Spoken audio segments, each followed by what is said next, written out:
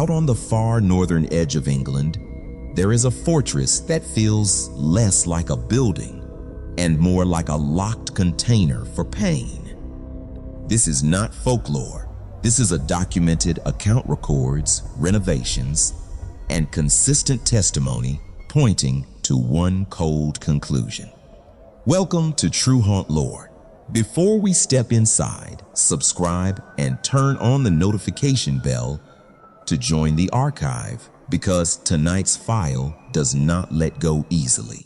Chillingham Castle sits in Northumberland, on ground that used to be a borderland where laws thinned out and violence moved in.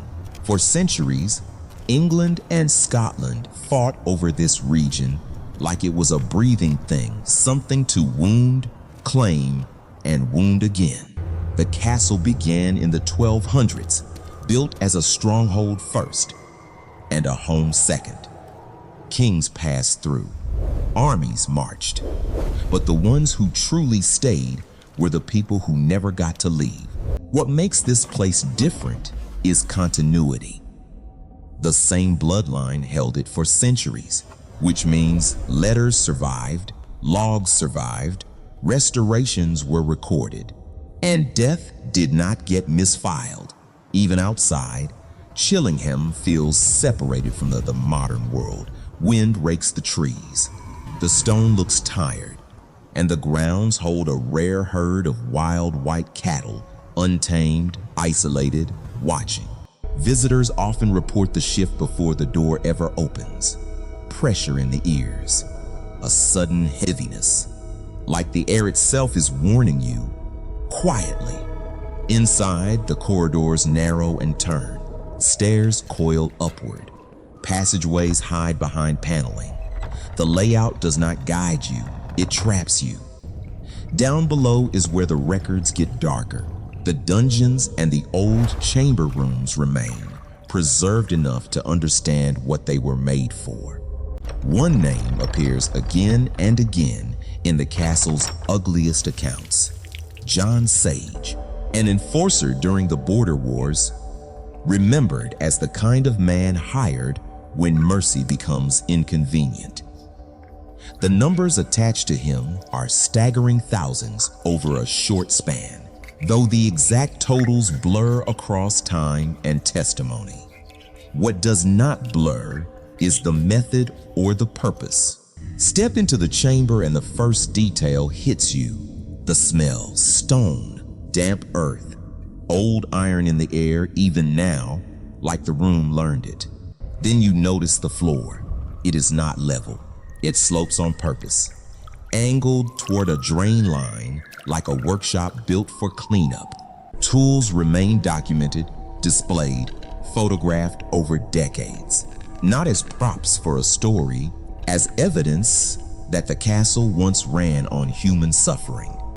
And beneath it all, people still report something else: a dragging footstep in the lower halls, slow, uneven, circling like it is searching for an unlocked cell. Some describe a sudden tightening in the throat. Others feel a sting on their skin, like heat without flame, then nothing, except that heavy sense of being targeted. But Chillingham is not only anger. Some of what lingers here feels like grief so concentrated it becomes weight enough to pin a spirit in place. The most famous file is the one tied to the Pink Room. For centuries, guests reported waking to the sound of a child crying, not nearby, but inside the walls. Then came the blue light, not a gentle glow, more like a flash that stains the room for a heartbeat and leaves the shadows darker after. Witnesses described a small figure in blue, close to the bed or the fireplace, not speaking, just present, terrified, and impossibly real.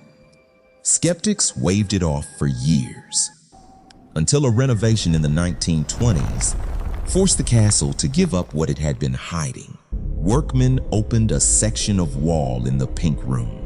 Dust poured out like breath from a sealed lung. and behind the stone was a small skeleton. Nearby were scraps of blue cloth. The match between testimony and evidence was so direct it changed the tone of the entire case file. Reports say the bones showed damage consistent with desperate scraping fingertips, worn down by panic and stone. The simplest conclusion is also the worst one, that the child was sealed in alive. After the remains were given a proper burial, the full apparition stopped. But even now, people still report brief blue flashes like a leftover echo that did not get buried with the bones. Another presence is tied to a different kind of suffering.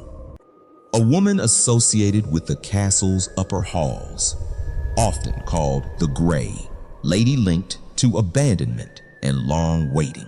Accounts describe the sound first, a soft rustle like a silk dress moving through an empty corridor.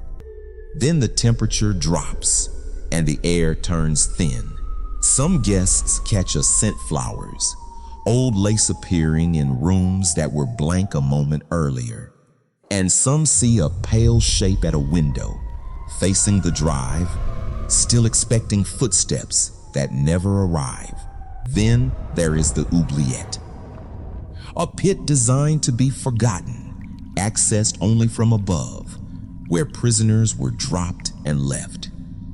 During restoration, workers reported that the floor was not a floor at all. It was a compacted layer of remains, history pressed into a hard, silent surface. Stand near that opening today and people report nausea, dizziness, sudden dread. Some researchers call it stone tape theory, the idea that extreme emotion can imprint on place and replay. The chapel has its own file. A small hidden space near the altar area revealed two skeletons under floorboards during renovations. Visitors still report whispering there.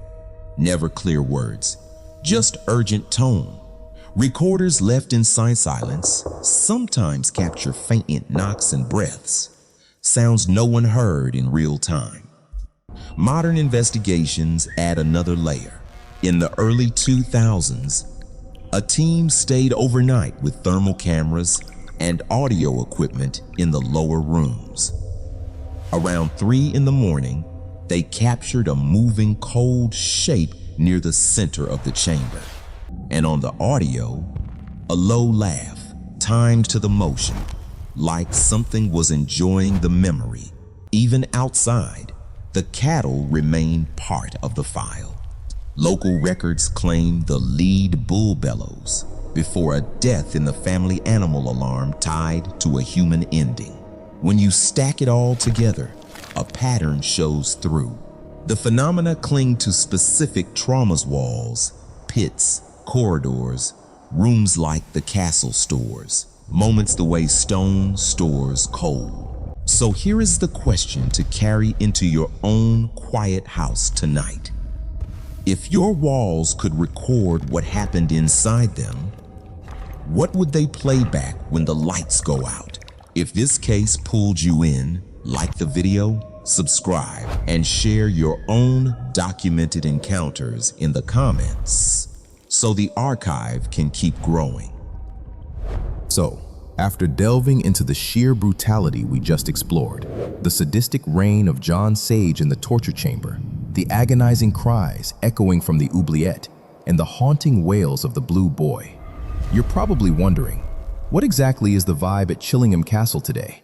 Well, my personal take on Britain's most haunted historic castle right now is all about its breathtaking, deceptive charm.